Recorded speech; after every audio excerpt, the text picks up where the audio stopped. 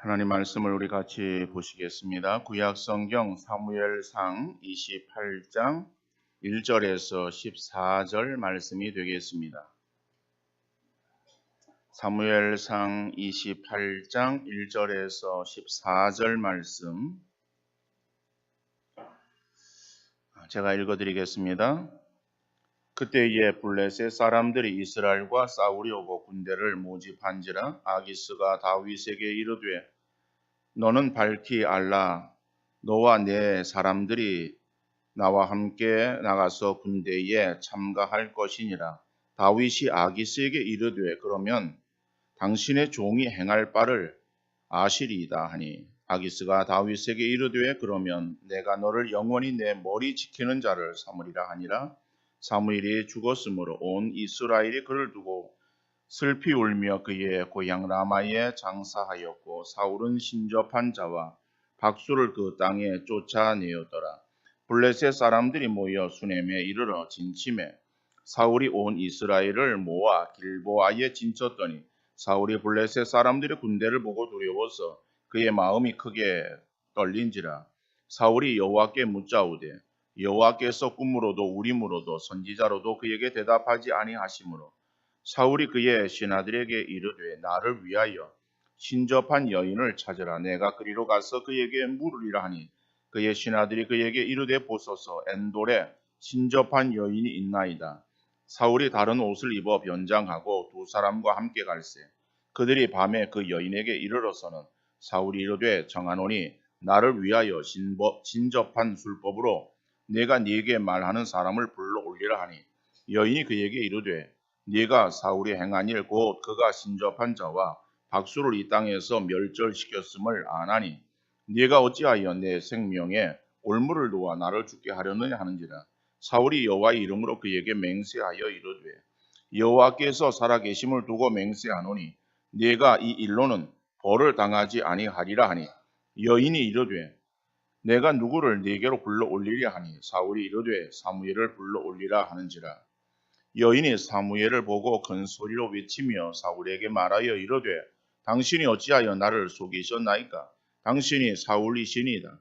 왕이 그에게 이르되 두려워하지 말라. 네가 무엇을 보았느냐 하니 여인이 사울에게 이르되 내가 영이 땅에서 올라오는 것을 보았나이다 하는지라. 사울이 그에게 이르되 그의 모양이 어떠하냐 하니 그가 이르되 한 노인이 올라오는데 그가 겉옷을 입었나이다 하더라. 사울이 그가 사무엘인 줄 알고 그의 얼굴을 땅에 대고 절하니라. 아멘. 만족함이란 모자람이 없이 충분하고 넉넉하는 것을 뜻하고 있습니다.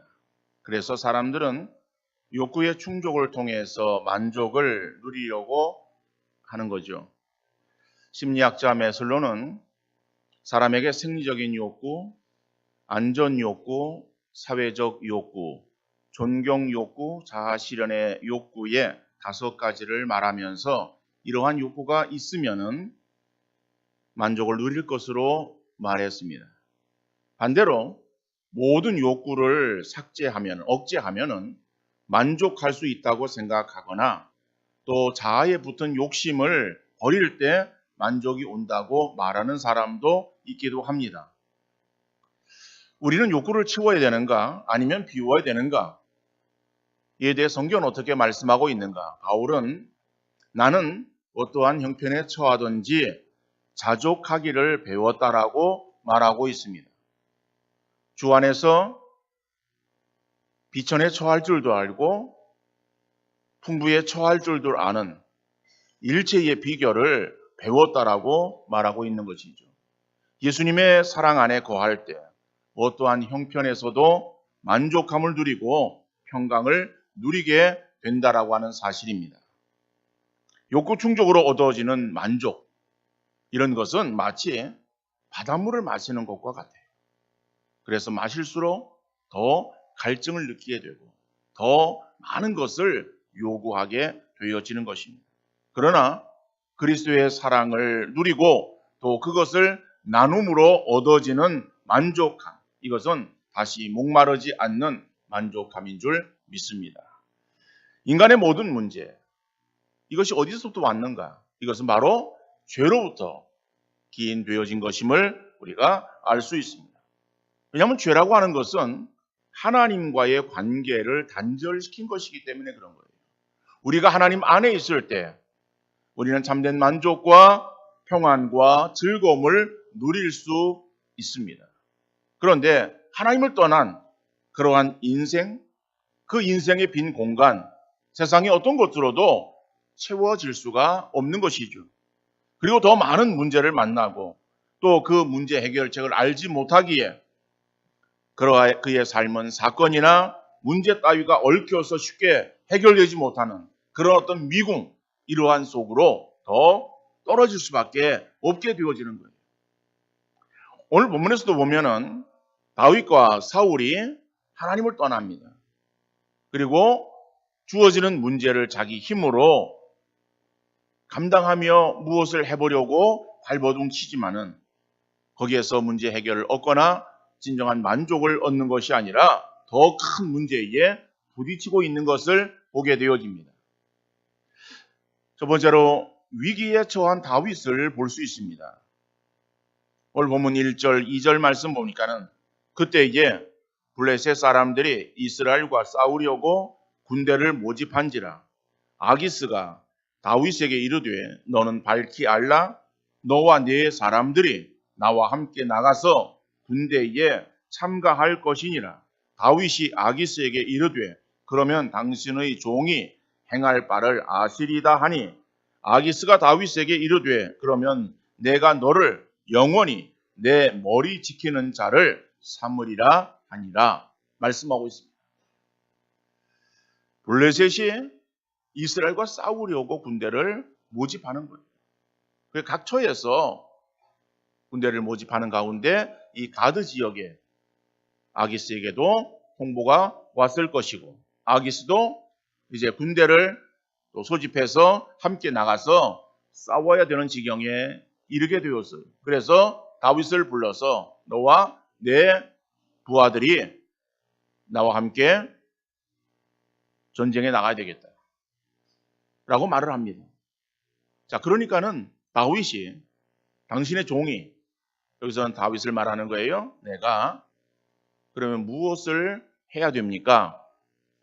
라고 물어요. 그러니까는 아기스가 뭐라고 말합니까? 영원히 너는 내 머리를 지키는 자가 되라 라고 말하는 거예요. 여기에서 머리를 지킨다라고 하는 거, 이것은 생명을 보호하는 그러한 위치를 말하는 거예요.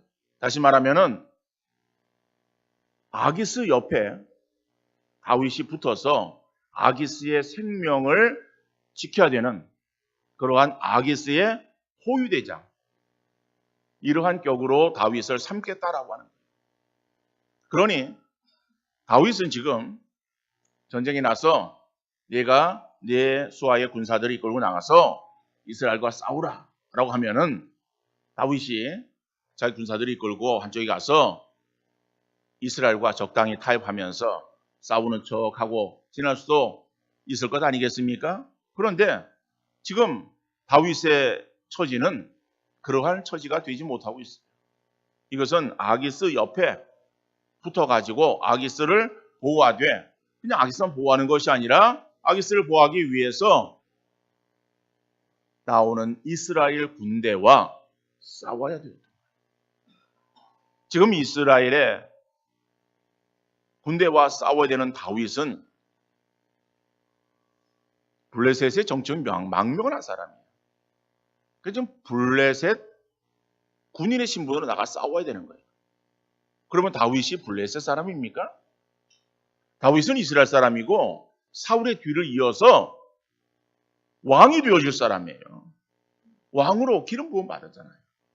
왕이 되어질 사람이 전쟁에 자기 군사와 자기 편과 싸워야 된다라고 하는 이러한 정말 어쩔 수 없는 진퇴양난의 위기를 만나게 되어진 것입니다.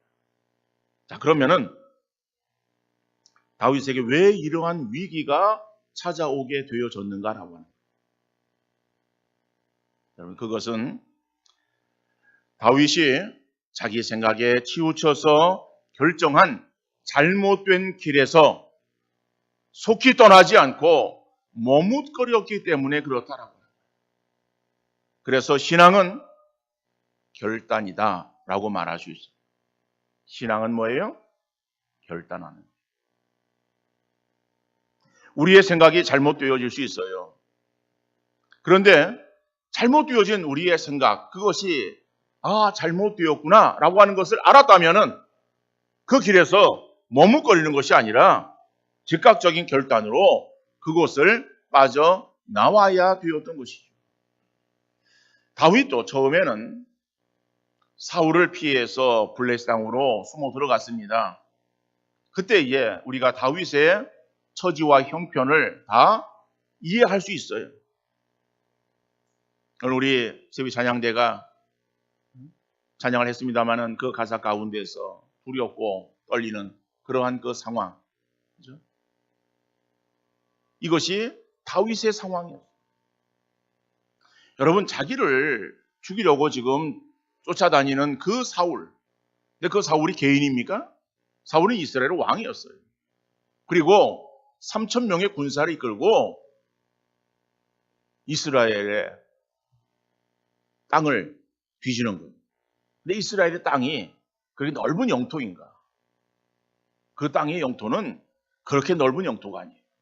우리나라도 세계에 비하면은 좁은 땅이죠. 여러분, 세계 지도를 놓고서 한국을 찾으러 갈 때 언뜻 보면요, 찾기 쉽지 않습니다. 그렇게 조그만 그 땅덩어리인 우리 대한민국. 그런데 이스라엘은요, 우리 대한민국의 한 도 정도밖에 안 돼요. 그러니 얼마나 적어요. 그 적은 그러한 그 땅에 숨어 다닌들 제대로 숨어 다닐 수 있겠어요? 언제 발각될지 모르는 그러한 그 위기 가운데 다윗이 늘 지났던 거죠. 그러니까는 정말 그 다윗의 추격을 피해서 블레셋으로 숨어 들어갔던 거예요. 그런데 아기스가 또 자기를 배척하는 것이 아니라 받아주는 거예요. 그리고 시글락 땅을 주어서 거기에서 머물게 하는 거예요.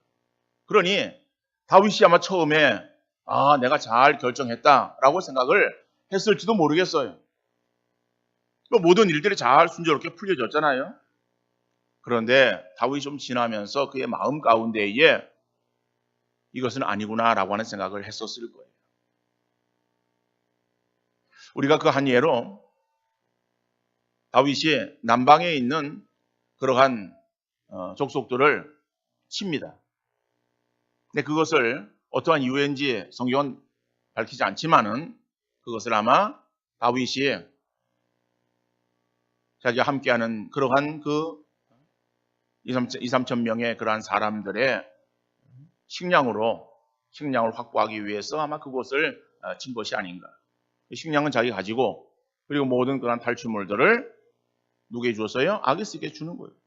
주면서 뭐라고 말합니까? 이것이 이스라엘의 남방에 있는 그러한 족속들을 쳤다라고 거짓말을 합니다.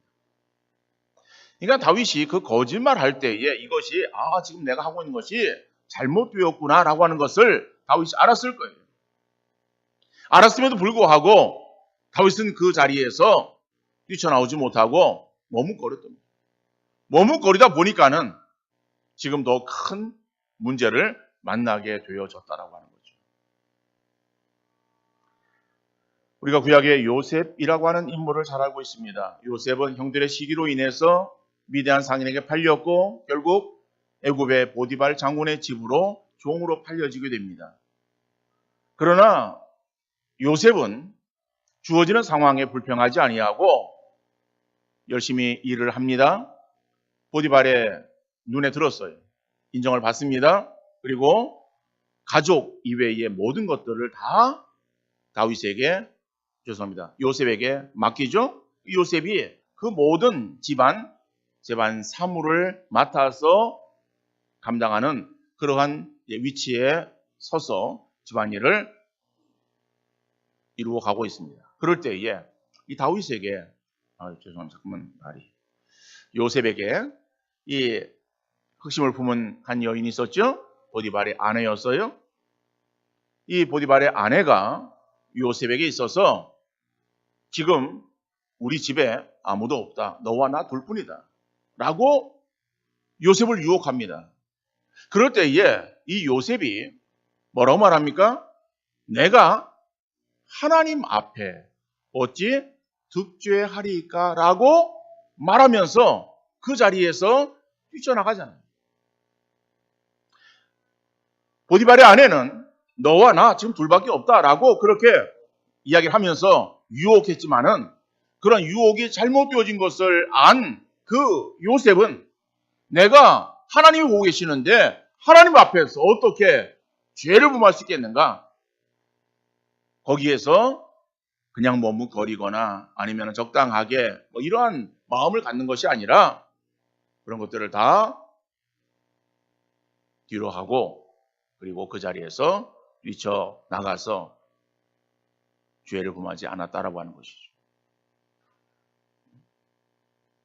우리도 어떤 일을 만날 때에 처음에는 하나님의 뜻이라고 생각해서 결정하고 시행할 수 있습니다. 그러나 진행되어지는 과정 속에서 이것이 잘못되어졌구나 라고 하는 생각이 들 수도 있어요. 그럴 때 우리는 과감하게 방향을 수정해야 되는 것이죠.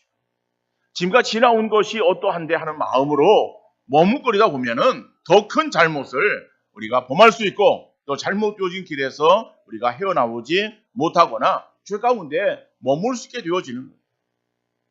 내가 지금 가고 있는 길이 온전한 신앙의 길이 아니고 잘못된 길을 걸어가고 있다라고 한다면은 결단하고 돌이켜야 될 줄로 믿습니다. 이 정도쯤이야 아니란 마음으로 지나가는 더 큰 어려움과 결국 파멸의 길로 떨어지게 되어지는 거예요. 신앙은 결단하는 것이고 결단하지 못하고 머뭇거리면 점점 더 신앙에서 멀어지고 결국 바닥으로 떨어지게 되기에 날마다 결단하며 신앙의 삶을 온전히 살아가는 믿음의 성도 되어질 수 있기를 간절히 바랍니다. 두 번째로 사울의 범죄를 보게 되어집니다. 오늘 본문 6절, 7절 말씀해 보니까 사울이 여호와께 묻자오되 여호와께서 꿈으로도 우림으로도 선지자로도 그에게 대답하지 아니하시므로 사울이 그의 신하들에게 이르되 나를 위하여 신접한 여인을 찾으라. 내가 그리로 가서 그에게 물으리라 하니 그의 신하들이 그에게 이르되 보소서 엔돌에 신접한 여인이 있나이다. 여러분 이 말이 무슨 말입니까? 3절의 말씀 보면은 지금 사무엘이 죽었어요. 그러니까 사무엘이 죽어서 모든 국민들이 다 슬퍼했다라고 말하는 거예요. 그런데 사무엘의 죽음은 오늘 본문에 처음 기록되어진 것은 아닙니다. 물론 우리가 살펴보지는 않았지만은 25장에서 앞에 25장에 보면은 사무엘의 죽음에 대해서 말씀하고 있어요. 그런데 오늘 본문에서 다시 사무엘이 죽었다라고 말하고 그러면서 사울이 그 땅에서 신접한 자와 박수를 다 내어 쫓았다라고 그렇게 말하고 있어요. 이것은 무엇을 말하고 있겠습니까? 사무엘이 통치할 때에 사무엘이 이스라엘 백성들에게 영적인 지도자였어요. 단지 그는 사사로서만 이스라엘 백성들을 통치했던 것은 아닙니다. 다시 말하면 어떠한 육신적인 왕으로서 이스라엘 백성들을 통치했던 것만이 아니라 육신적으로도 사사의 위치에서 그들을 인도했고 그리고 영적으로 선지자 제사장의 직을 감당했던 사람이 사무엘이잖아요. 그러니까 이 사무엘이 이스라엘 백성들의 영적 지도자예요. 그러니까 그들을 어떻든 간에 영적으로 하나님께로부터 떠나 있는 그들의 신앙을 하나님께로 돌이키고자 애썼던 그러한 신앙의 지도자였음을 우리가 너무 잘 알고 있습니다. 우리가 그 한 예로 이스라엘 백성들을 미스바로 모이게 했던 것을 알고 있죠? 왜 미스바로 모이게 했어요? 그것을 우리는 미스바 영적 부흥, 영적 대각성, 미스바 회개 운동 여러 가지 말들을 붙여서 오늘날도 사용하고 있습니다. 그런데 미스바로 모이게 한 것은 한 가지 목적이에요. 이스라엘 백성들로 하여금 우리가 하나님께로부터 멀리 떠나 있는데 떠나 있는 그러한 우리의 죄악을 회개하고 하나님께로 돌아가자라고 하는 거예요. 그러니까 이스라엘 백성들에게 이 사무엘이 강력하게 요구했던 것은 바로 신앙의 길로 바로 행하기를 원했던 것입니다. 그러니까 이러한 사무엘의 그 마음을 모든 백성들이 다 알고 있었고, 그리고 유언적으로 그런 내용을 말하지 않았겠어요? 그러니까 사무엘이 죽자 이제 그 말했던 것을 유언을 지키는 그러한 심정으로 아마 사울이 그 땅에서 신접한 자와 박수, 하나님 이외에 사신 우상을 섬기는 그러한 그 사람들을 다 그 땅에서 내어 쫓았다라고 하는 거예요. 자, 그때에 블레셋이 군대를 모아서 그래서 이스라엘을 치러 왔습니다. 블레셋이 쳐들어왔다라고 하는 소식을 들은 사울이 자기도 군사를 모아서 가서 이제 방어를 합니다. 그런데 쳐들어온 블레셋 군대를 본 사울이 마음이 두려워 떨었다라고 오늘 본문 5절에서 말씀하고 있어요. 자, 군대가 많은 군대가 쳐들어왔습니다. 그래서 군대를 바라보고 마음이 두려워 떨었어요. 자, 그러니까는 사울이 누구를 찾아야 되는데 찾을 사람이 없어요. 왜요? 사무엘은 죽었잖아요. 그래서 사무엘을 찾을 수가 없어요. 그래서 자기가 하나님께 묻습니다. 그러니까 자기가 하나님께 내가 나가서 싸우리까 말리까 물었겠죠? 근데 하나님께서 꿈으로도 우림으로도 선자로도 말씀하지 않았다라고 성경이 말씀하고 있어요. 그러니까 아무런 대답이 없는 거예요. 그러니 두렵고 떨리는 마음이 있고 그래서 하나님께 나가서 물었지만 하나님께서도 응답이 없어요. 자, 다급해진 마음에 사울이 지금 취한 것이 무엇입니까? 부하들에게 묻는 거예요. 어디 신접한 여인이 없느냐? 그러니까 아니 왕이 다 내쫓지 않았습니까? 그래도 어디 있는가 찾아와라. 그 한편에서 보고합니다. 저 엔돌에 신접한 여인이 있습니다라고 이야기를 합니다. 그래, 그러면은 가자. 그래서 왕복을 벗고 변장을 합니다. 그리고 두 명을 데리고 그 여인을 찾아가는 거예요. 그리고 사무엘을 불러 올리라고 요구합니다. 깜짝 놀란 그 여인이, 신접한 여인이 머뭇거리자 걱정하지 말라. 내가 너에게 있어서 살 길을 허락하겠다. 이렇게 이야기하면서 그래서 사무엘을 불러 올리라고 이야기를 합니다. 한 노인이 올라오는데 사울이 깜짝 놀랍니다. 왜요? 사무엘이었다라고 하는 거예요. 이게 오늘 본문의 내용이에요. 여러분, 그러면은 이 사울이 찾은 신접한 여인이 불러올린 그 노인이 사울이 말한 것처럼 사무엘인가라고 하는 거예요. 사무엘의 죽은 영이 그 신접한 여인이 불러올림으로 지금 사울 앞에 나타난 것일까라고 하는 거죠. 이것은 죽은 사무엘의 혼령이 아니라 이건 악령. 다시 말하면은 귀신이다라고. 세상에 귀신은 존재합니다. 그런데 귀신은 사단의 수하에 있는 영적 존재예요.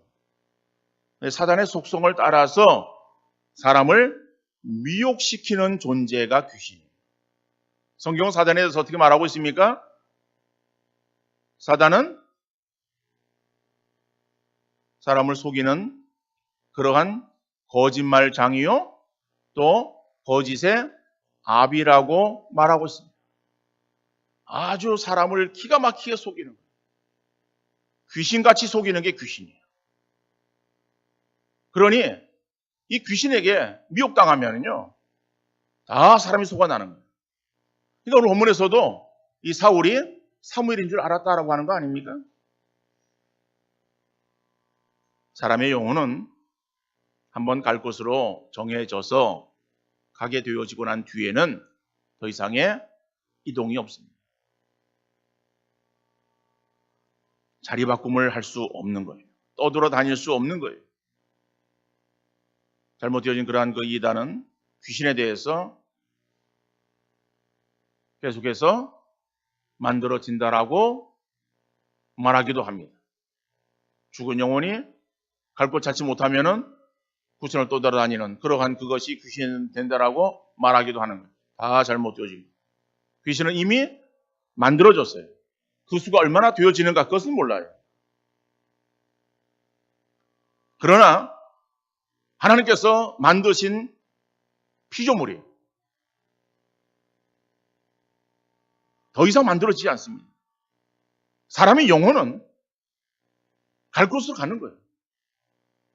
믿음을 가진 영혼 천국으로 가고 믿음 갖지 못한 영혼 지옥으로 가는 거예요. 그리고 천국으로 지옥으로 이미 결정되어 갔으면 더 이상의 이동이 없는 것이다 라고 하는 것이죠. 그러면은 지금 신접한 여인이 불러올린 사무엘의 그러한 그 영, 이것은 죽은 사무엘의 영이 아니라 뭐예요?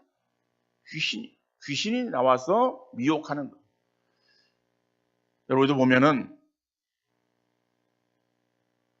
이 뭐 무당이라든지 이러한 사람들이 지금 당신의 할머니가 당신의 할아버지가 지금 찾아왔다라고 그렇게 그 무당을 찾아온 사람에게 말하기도 해요. 그죠? 여기 경험하신 분도 계실 수 있지만은 대부분 잘 모를 거예요. 근데 우리가 TV 같은 걸 보면은 뭐 그런 내용들이 나오는 것을 통해서 볼 수 있잖아요. 그래서 이제 과거의 것들을 막 이야기를 하는 거예요. 과거의 것을 아주 뭐 기가 막히게 막 그냥 말하고 맞추고 그러는 거예요. 근데 여러분, 과거의 것을 이야기를 하고 맞추고 그런다고 해가지고 그것이 신기한 일입니까?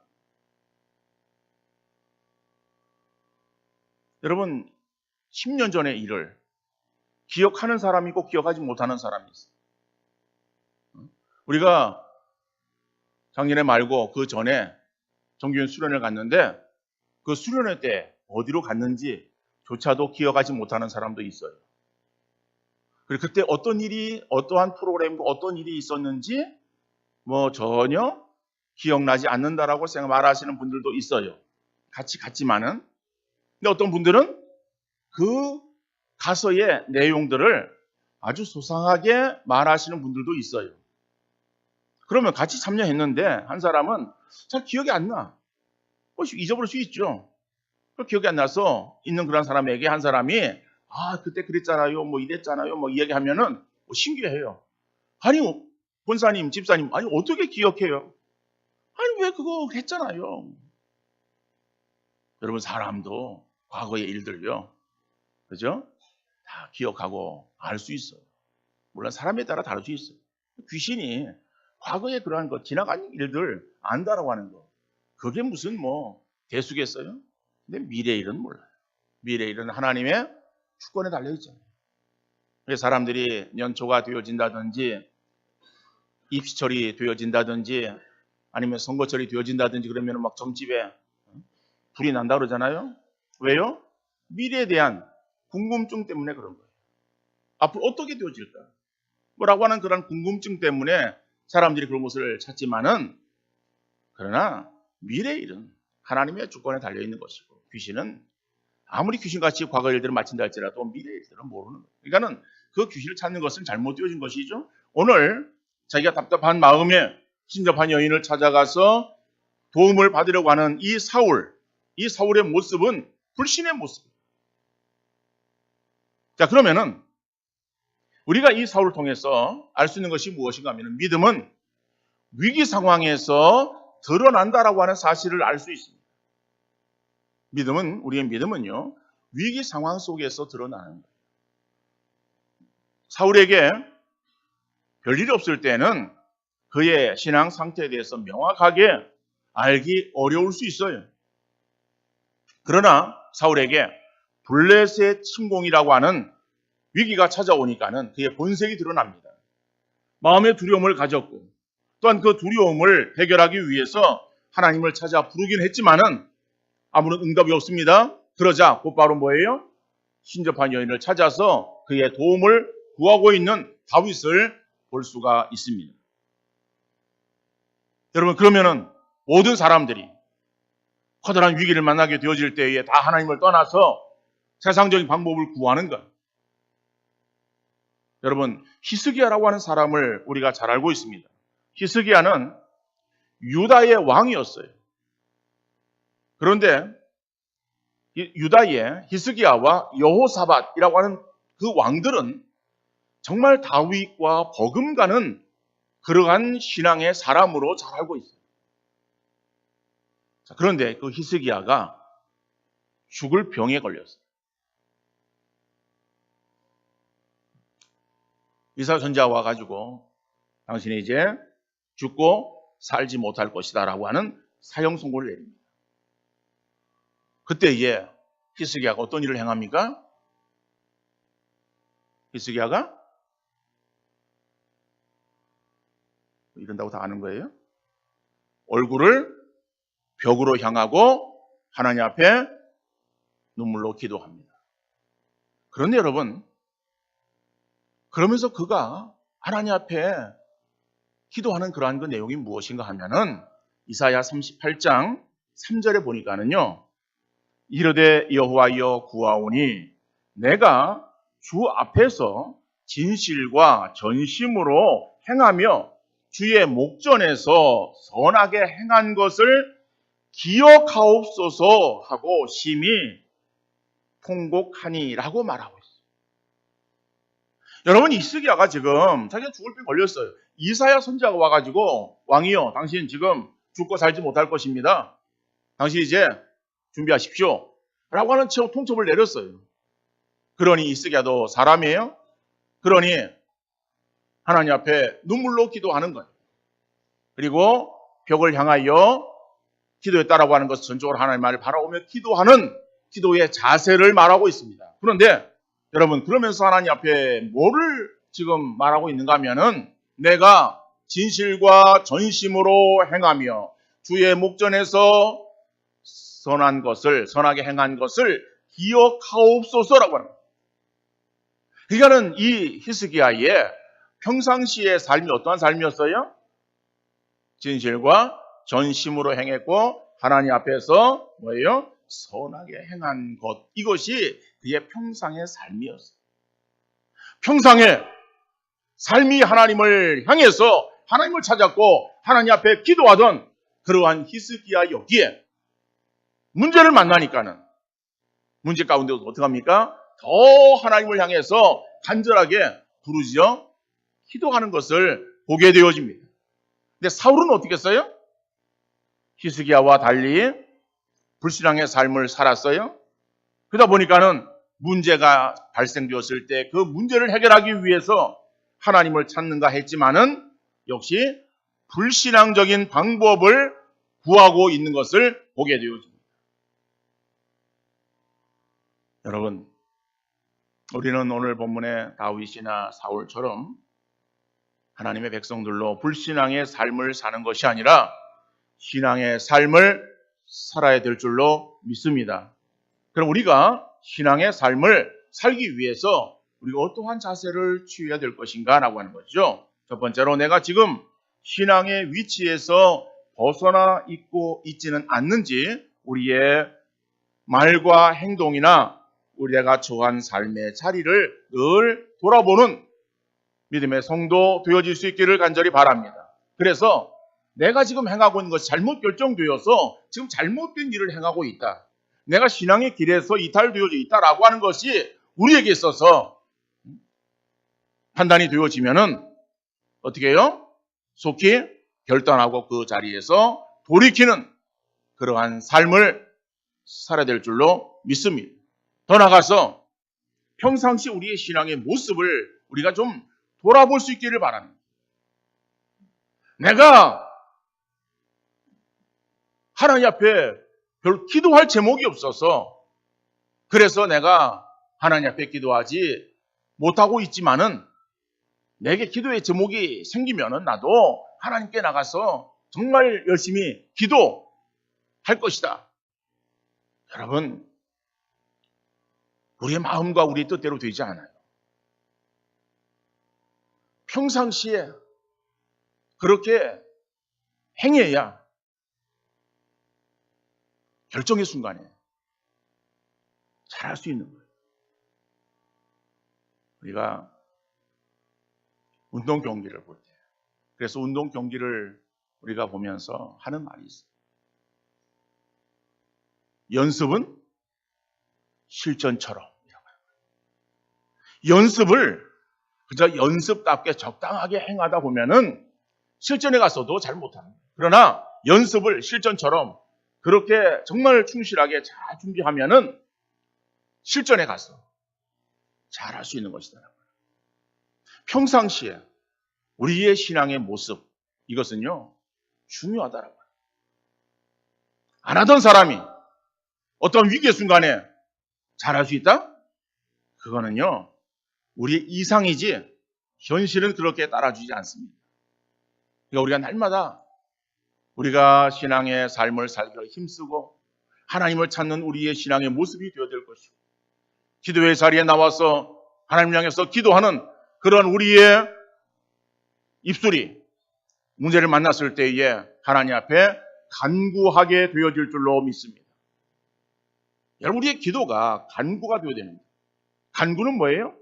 간절히 구하는. 기도는 여러분 우리가 기도의 제목들이 있어요. 그걸 가지고 기도하는.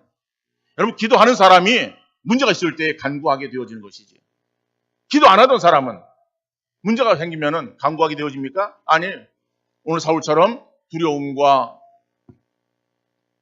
염려 가운데 사로잡히게 되어져. 그래서 어떻게 할까? 기도해야 되는데 라고 하는 생각을 하지만은, 그러나 자기 행하던 그러한 세상의 방법을 찾아서 이리저리 헤매는 그러한 모습을 이룰 수밖에 없는 거예요. 여러분, 우리의 신앙 평상시에 더욱더 하나님을 향해서 늘 신앙의 삶을 살아가기를 힘쓰는 우리 귀한 성도 되어질 수 있기를 간절히 바랍니다. 오늘 본문의 다윗이나 사울을 통해서 우리에게 불신앙의 모습이 있는가를 늘 돌이키는 우리 믿음의 성도 되어지시고, 그러한 불신앙의 모습이 있거든 이것을 다 제거하고 정말 하나님 기뻐하시는 신앙의 온전한 모습을 이루어 우리가 하나님께 칭찬과 인정받는 아름다운 삶을 살아가는 복된 성도 되어질 수 있기를 주님 이름으로 축원합니다.